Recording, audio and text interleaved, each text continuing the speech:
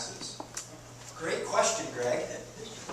And I will tell you that nothing, because it is a forward-looking provision. What is already in the Constitution would not be affected by this provision, so it's forward-looking and the casinos won't be affected.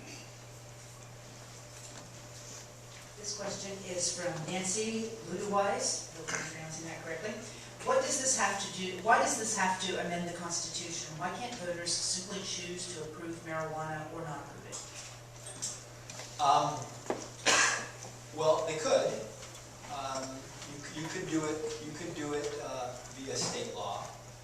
But the reason kind of goes back to the business model. You're not going to spend millions of dollars to get something passed that the legislature could just turn around and change the next week. That's why this is in the form of a constitutional amendment.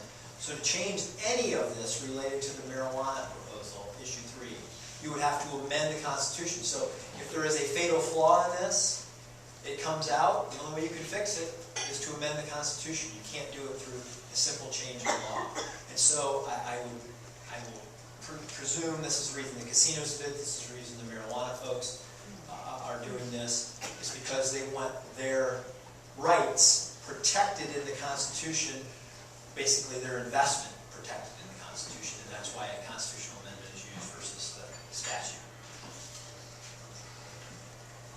Chairman Whitfield again asking a question for Jane Scott, President of CMC. What are your thoughts about term limits? Term limits.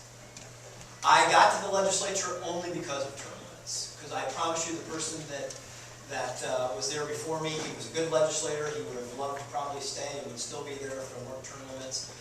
And so, you know, from that point of view, I have to say that they benefited me, but they were also, from my experience in the legislature, I have seen that that we lose a lot of good people, and then they go run for the Senate, or the House Senate members go run for the House, and it creates a lot of weird dynamics in that point of view. So,